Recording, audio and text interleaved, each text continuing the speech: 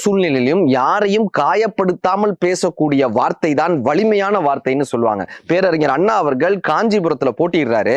அவருக்கு ஆதரவாக பேசுறதற்காக என்எஸ் கலைவாணர் அவர்கள் காஞ்சிபுரத்துல மக்கள்கிட்ட பிரச்சாரத்திற்காக போறாங்க. இப்ப அறிஞர் அண்ணாவை எதிர்த்து டாக்டர் சீனிவாசன் என்பவர் போட்டியிடுறாரு. அவர் அந்த ஊர்லயே ரொம்ப கைராசியான டாக்டர். அவர்கிட்ட போனோம்னா ஏழை மக்களுக்கு இலவசமாக மருத்துவம் பார்க்கக்கூடிய டாக்டர்னு பேர் போன டாக்டர். இப்ப என்எஸ் கலைவாணர் அவர்கள் சொல்றாரு ஆரம்பிக்கும் போதே, டாக்டர் சீனிவாசன் மிக நல்லவர். டாக்டர் சீனிவாசன் அவர்கள் இலவசமாக மருத்துவம் பார்க்கக்கூடியவர், கைராசிக்காரர். அவர் கை வைத்தால் எல்லா நோய்களும் குணமாகிறதுன்னு சொல்றாங்க. ஏழைகளுக்கான மருத்துவர். இப்படி டாக்டர் சீனிவாசனை பத்தியே பேசுறாரு. எல்லாரும் ஆச்சரியமா பாக்குறாங்க, இவர் அண்ணாவுக்காக பிரச்சாரம் பண்ண வந்தாரா, டாக்டர் சீனிவாசன் அவர்களுக்கு பிரச்சாரம் பண்ண வந்தாரான்னு. இப்ப கலைவாணர் சொல்றாரு, அப்படி நேர்மையான ஒரு மருத்துவரை மருத்துவமனைக்கு அனுப்புங்கள், நேர்மையான ஒரு அரசியல்வாதியை சட்டசபைக்கு அனுப்புங்கள். அறிஞர் அண்ணா நேர்மையான அரசியல்வாதி, அவரை சட்டசபைக்கு அனுப்புங்கள். நல்ல மருத்துவர்கள் மருத்துவமனையில் இருக்கும்போது நம் உடல் நலமாகிறது.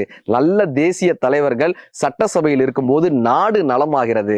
முடிவு உங்கள் கையில் நாராங்க. யாரையும் காயப்படுத்தாமல் எல்லோரையும் மகிழ்ச்சியாக பேசக்கூடிய பேச்சு வலிமையான பேச்சு.